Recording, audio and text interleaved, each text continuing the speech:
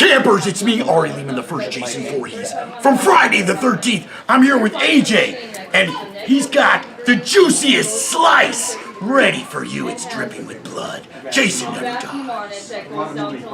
What makes a horror film kill memorable, terrific, even in some way profound or poignant? Let's explore.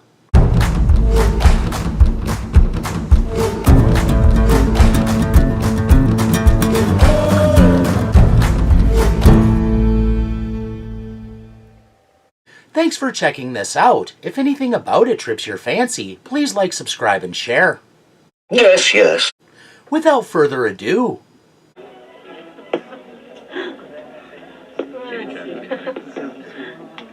a young woman accompanies her blind companion to a film showing. It's a horror movie. Perhaps her uncle, father, or sugar daddy. Their relationship is hard to nail down.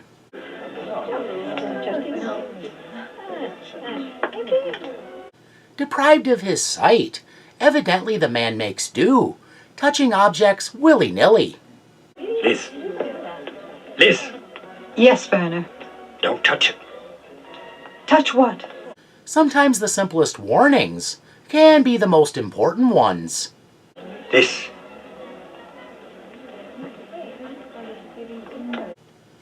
Unfortunately for Rosemary, she wasn't paying attention and sees a chance. Hey! How do I look? Terrific. To annoy her friend and co-worker Carmen with an attempted scare that goes over about as well as bringing a moldy potato to the family barbecue. Do you like it, Bobby, huh? Sexy, huh? Rosemary and her friend are ladies of the night, not used to an evening off the leash, so the man who holds their collars and deals with the money has no choice but to extend his managerial duties, even during a theater outing. Oh, just a second, I haven't Hey, Ow! Yikes, she might need a tetanus shot, maybe even a stitch to avoid a bigger scar. Her face is her moneymaker after all. What's that? Hey, you cut yourself. Oh, shit. That'll teach you to touch things. What is... Good lesson, but he should have added for free. Learn not to touch things for free. Hey, let me have a look It's at just... Hurts, huh? Oh, yeah. Certainly nothing will come of the wound. They can enjoy the movie, a cemetery by night yarn with gems like this one. They will make cemeteries, their cathedrals, and tombs, your cities. Having settled in at the back of the rather grand theater, the blind man, Warner, demonstrates why it's tough going to the movies when robbed of sight. What's happening, Liz? Oh, yeah? So why didn't it die of a heart? It's up to her to create a compelling word picture. They're going down into a crypt, Werner. It's dark. At this point, you realize how sad it is blind people are denied the best movie experience. Because yeah, this in no way lives up to seeing what's on screen. Come on, Nancy, you're next. And now, it's one of the girls. It leads to things that should go without saying, being said. Aren't they scared? Yes, they are. Yeah, they're scared. They're climbing around a crypt under cloak of darkness. Yes. Are you scared? Maybe Warner has a thing about fear, a fetishistic interest that leads to a need to hear it voiced. Yes, I am. Watch where you put your feet, girls. Luckily, they are rather isolated in the enormous theater, so their back and forth bothers no other patrons. See those cracks in the floor? Fall into one of those and you might find yourself side by side with Nostradamus' skull. Nostradamus' skull? Now that would be a heck of a keepsake, the kind of paperweight that would really drum up conversation. Cut it out, huh? I came for the right of...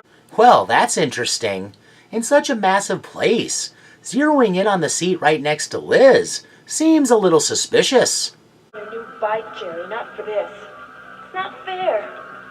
But that's exactly what this guy does. Sits down beside the pretty young woman. Besides, I told my parents I'd be home early tonight. Do they know him? Was he expected? All this is mystifying, and it's only going to get stranger. How do you know? Me and Bob were out here looking for lizards when we heard the crash. For lizards? Whoa, Makeout City, Population Liz, and that guy. We checked it out and decided to come back tonight so you two could enjoy the discovery with us. Thanks a lot. Did they even know each other? This is getting awfully steamy, awfully fast. I'm beginning to like this picture. A lot can happen in the dark. This is every father's nightmare when his daughter goes on a movie date. Fingers in warm places. Look, nothing's gonna hurt you, Edith. Vampires and all that stuff only exist in movies. The dialogue fills in enough gaps that Warner can follow the storyline, so Liz's distraction remains unnoticed. Hey, more tombs. Must have been a real big shot. Elsewhere, nearer the front of the theater, that nasty little wound on her moneymaker vexes Rosemary. Here, I've got a tissue. Let me take a What's the look at it. matter? Started bleeding again. In need of a touch-up, she excuses herself and finds a lavatory.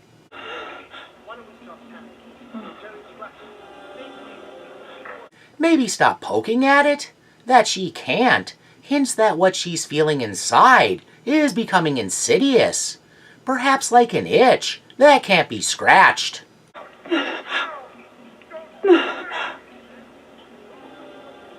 A sudden upwelling of sensation from a small injury is a frightening thing.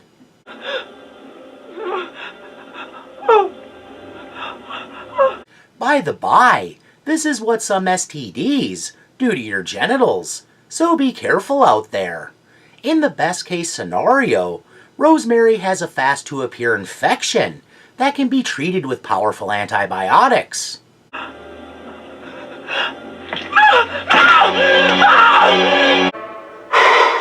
Boy, that escalated quickly.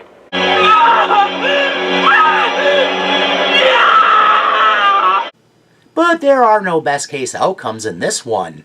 Once the downhill trajectory is set in motion, there's only going down, not in the good way. What the hell happened to Rosemary? Maybe I should go check and see if she's okay. We can all use a friend who's willing to check up on us in public restrooms. Unfortunate Carmen, well, she walks right into a conundrum. Rosemary. That is not a promising sight. Kind of ironic given her profession. That was the one to do it.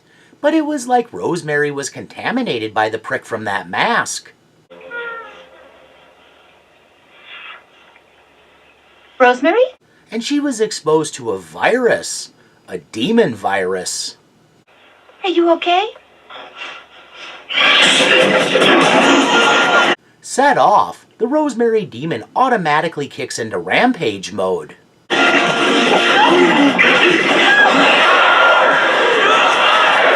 Loose in the theater, she's like a rabid thing, out for blood and viscera.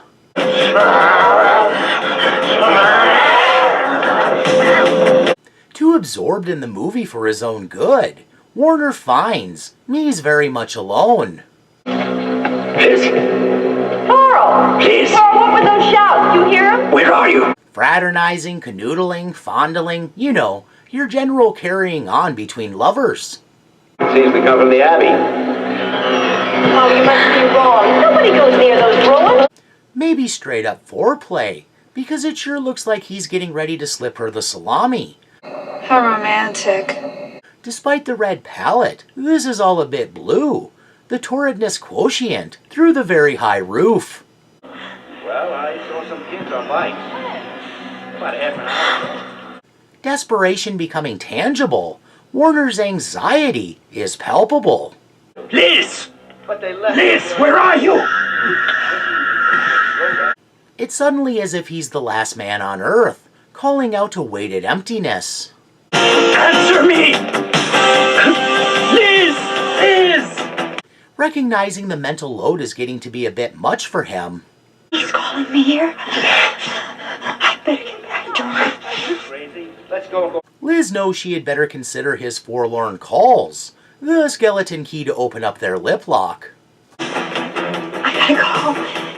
But the passion, The pull to touch and caress, to feel her lover's embrace, proves too strong. He knows we're here. This will prove a huge mistake. The Rosemary Demon is still skulking about, lurking between the curtains, stalking potential victims, and she's not all that discerning.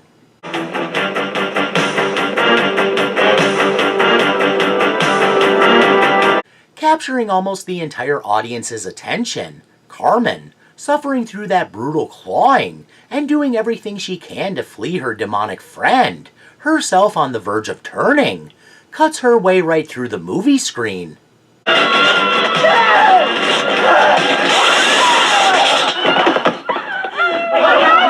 With the fallout from her sudden appearance being dealt with, the Rosemary Demon strikes, like a famished thing that feeds on misery and hopelessness.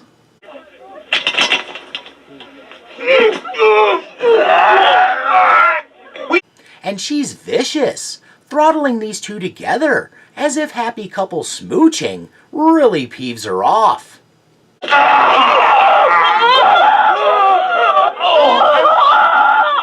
It seems very satisfying to her, like she's doing a healthy de-stressing activity, before she shows that a good fella will always hang in there.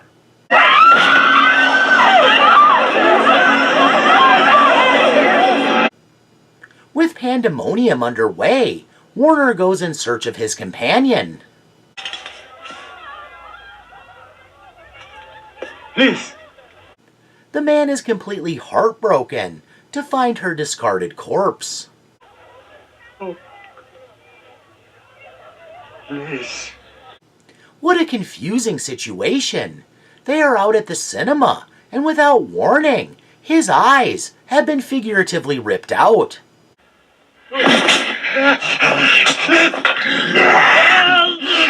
Holy bejesus! It looks like he's going to get his actual eyes ripped out.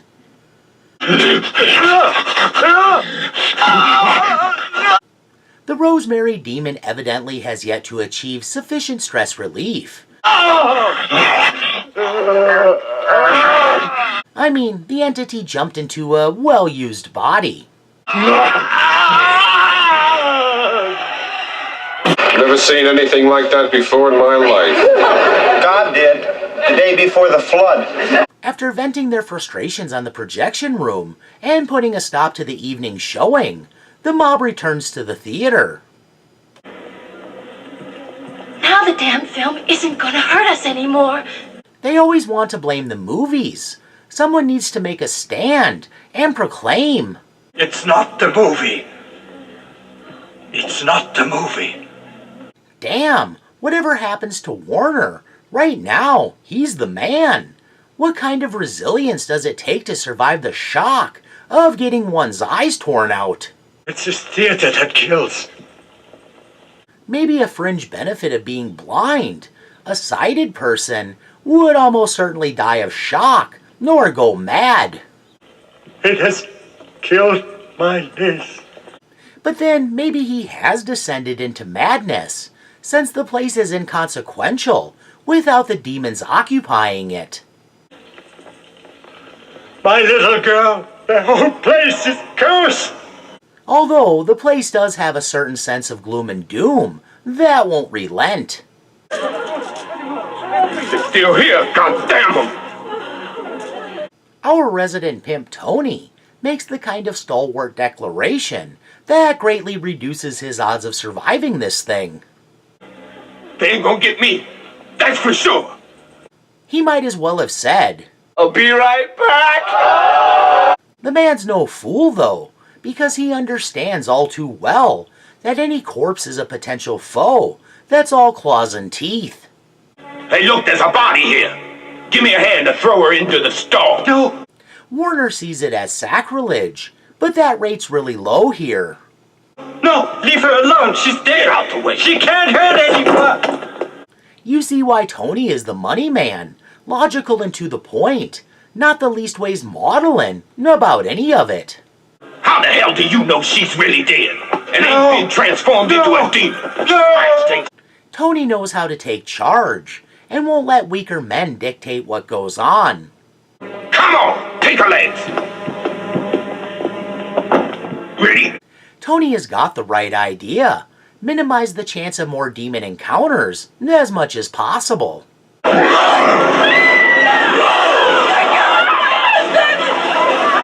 demon-possessed moviegoer pops up and prevents Liz's corpse from getting the old heave-ho.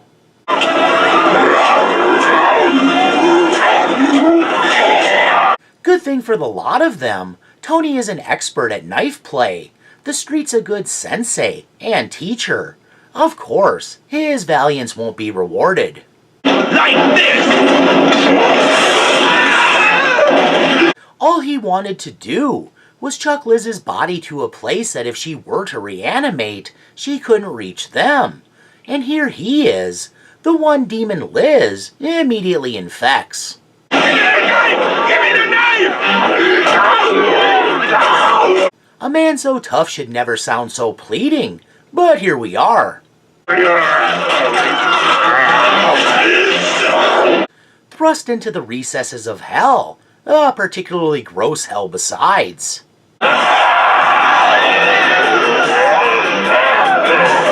Liz's lover makes sure to spread the love, like it's something you can do from a jar with a butter knife.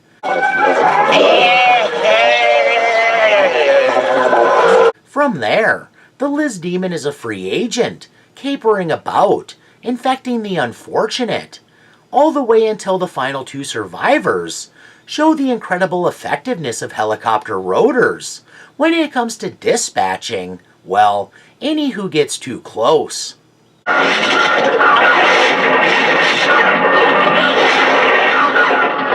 With it all going down so quickly, Liz is really only identifiable by her wardrobe.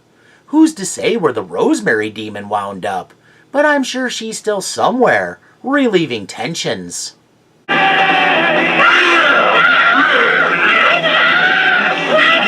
When a confluence of elements conspires to create a frantic, frenetic, and frenzied kill sequence amidst total commotion, extraordinary status arises quite naturally.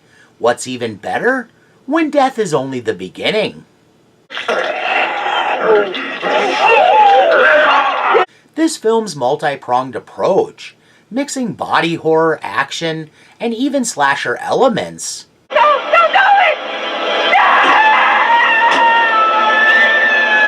with a heaping helping of demonic possession a la The Evil Dead, was the perfect blend to up the ante of savage, unloosed demons.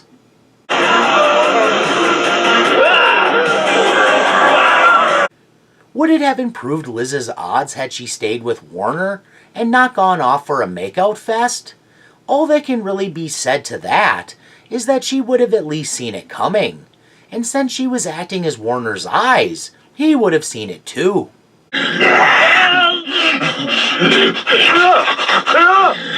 Instead, she chose to engage in actions that completely captured her attention, so that even as calamity broke out in the theater, she remained nestled in her lover's arms. Getting taken out by ambush is never fun, but love and lust kind of ambush us too. The desire for affection and fooling around. So in that way, Liz was ambushed twice, swept up, and then lassoed to death. Even the blind can be blind to situations beyond their physical limitations. Liz, easily pulled away by the promise of a lip lock, was maybe not the best guide to take Warner to the movie. She was certainly no kind to protect her, considering she slipped away and got herself killed. And all while Warner's worry and anxiety grew exponentially due to her absence. You know, the bikes are still there. They were there this morning, too. Why didn't you warn them? When it came to living up to responsibility, it was a bit of a blind leading the blind situation. Led astray by temptation, Liz failed to identify what was truly important. When her job was to literally act as somebody's eyes, she let the promise of a hot and heavy liaison with an eager partner totally cloud her vision, meaning she was only able to see very little until it was too late. Liz! Of course, there's the argument that under normal circumstances, a lot of the actual danger aspect to this wouldn't have applied. Still, that doesn't change facts. If tasked with describing a movie for somebody, it's necessary to be there to provide the play-by-play. That so little effort pulled her away was more than problematic. Hey, as long as they're consenting adults. This whole situation speaks to the odd tics and idiosyncrasies found in Italian horror cinema. Liz has ostensibly gone to the theater to act as a blind man's eyes, yet somehow gets drawn into a makeout fest, abandoning the sightless guy right in the middle of explaining the story? Without her describing it, a shot like this one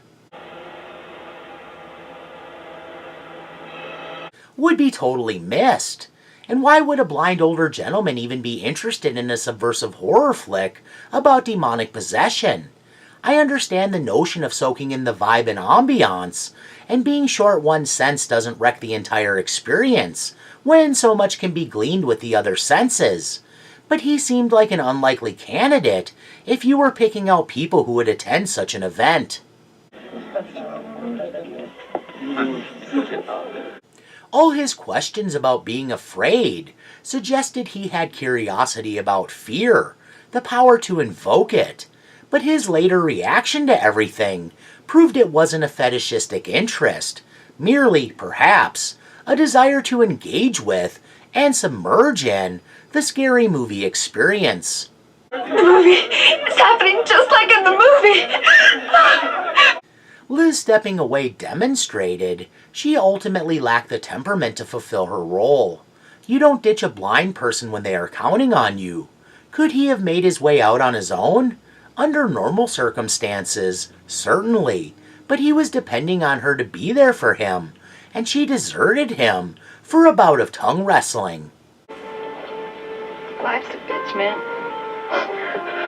I guess we don't know how formal their arrangement, how big her betrayal, but the way he shouted for her kind of would seem to indicate he expected a little more devotion than she exhibited. He seemed really worried, even unnerved. Liz! Liz, where are you? I find it telling that she was bound to her amour while the act of murder was carried out. Like the film is saying romantic attachment, filthy lust, can become an entanglement, even a knot, that distracts us from other important aspects in life, from responsibilities, from good sense. I'm sorry, it's my fault. I should have never suggested we come here. What else might it be saying, or at least hinting at, that Liz was carnally distracted when she was attacked? And not only that, but the fact that she was taken out in tandem with her lover.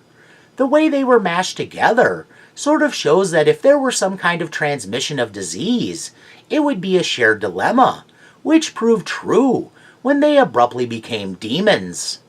Yep, that stands up to scrutiny. What could be viewed as an act of frivolity takes on greater dimensions, becoming a warning about the greater dangers involved in sexual congress. This might be attributable to some not-so-subtle messaging about promiscuity and sexually transmitted diseases.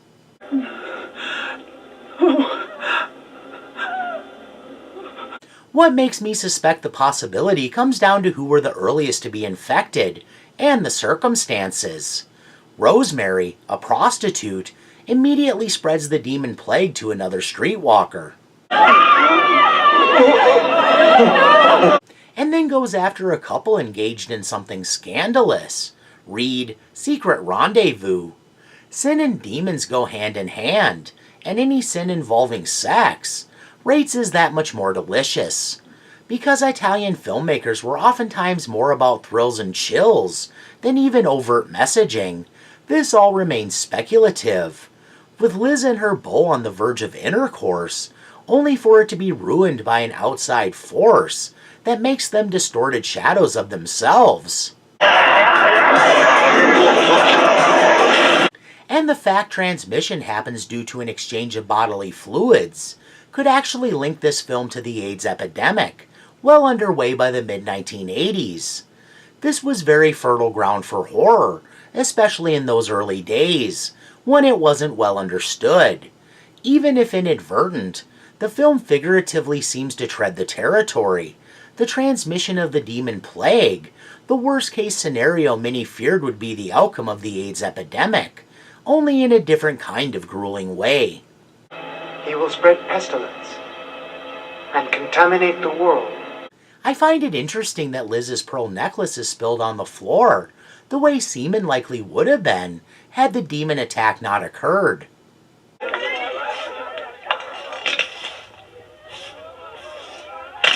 Suggesting it very likely, despite the blind man's pleas, the scenario would have gone there. Even though she always refers to him by name, I believe Warner and Liz were father and daughter, and that Liz arranged ahead of time for her gentleman caller to join them in secret, adding a level of why. There's so much unspoken undercurrent. Did Warner not approve of Liz's boyfriend? Or did he just prefer she not be distracted? We'll never know. The great and terrible entity that is the internet can't even lock down the exactitudes of their relationship.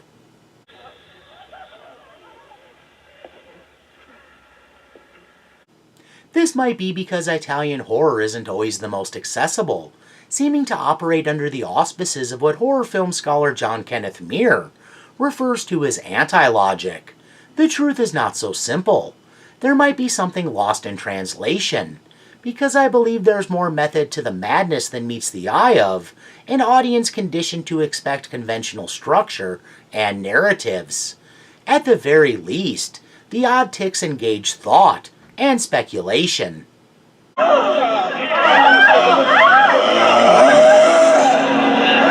The Italians were also experimental in the best ways, trying new things while blatantly borrowing elements from popular films, what some might deem more than homage. That doesn't change that they made damn compelling, if not the most understandable films. No, I never go there in August. There are too many people on the... Demons, for instance, is an early example of a self-reflexive horror movie, making the film-watching experience interactive, and the audience the victims. She put on that mask and scratched herself. Get it? Because of that scratch, she became a demon. And all of us somehow complicit for watching. It foresaw trends that would infiltrate, and for a time even overtake horror. There are certain rules that one must abide by in order to successfully survive a horror movie. When horror put up a mirror to the genre, and put the audience's knowledge at the forefront, requiring a great deal of video store knowledge to enjoy the whole experience. Whoever wears it becomes a demon and an instrument of evil. Yeah, sure. Demons is also a film that understands get-under-your-skin body horror in a way that makes it a high watermark of the form. It maybe lacks the emotional heft and psychological depth of, say, a David Cronenberg film, but it absolutely achieves the gross-out factor.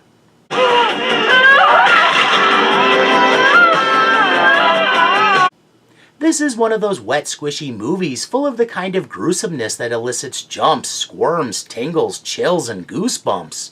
Really the whole gamut.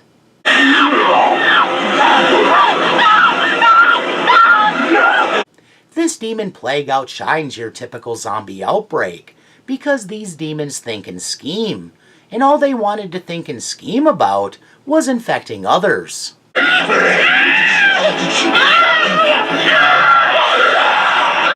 The Rosemary demon struck almost like a lover's lane shooter, pouncing when her victims were preoccupied.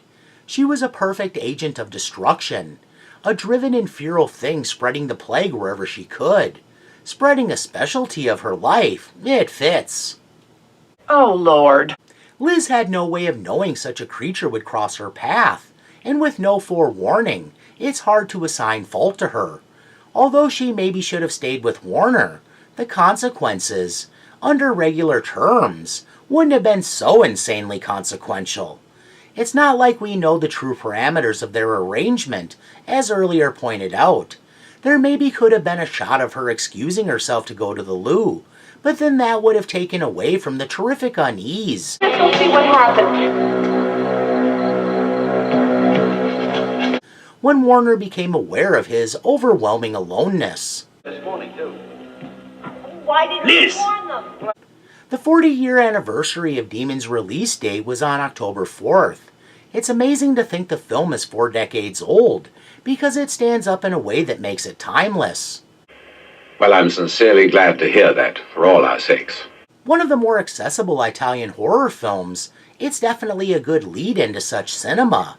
Sure, the irrational reigns supreme, but much like that theater, the vibe and ambiance of the film, the artistry and colorful flourishes, proves infusive. Some folks have a strange idea of entertainment. And the violence. The violence goes to that next level, a little more aggressive and extreme than you were wont to see in any American films from the same era. They had to capitulate, to tone it down to placate the MPAA, to gain any hope of achieving wider mainstream acceptance, because it's important to make money, whereas the Italian audience ate up everything the American censors abhorred. Where it might be derivative, it shatters expectations by expounding on thrill and splashy gore over pretension and explicit substance.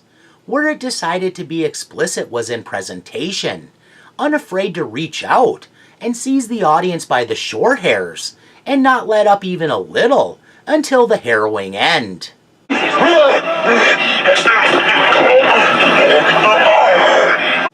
It's difficult to calculate what Liz's odds would have been had she remained with Warner, but I think there's no doubt they would have been better.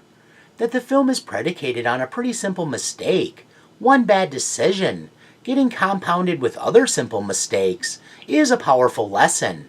A single domino falling means little, but when the domino effect is set in motion, well...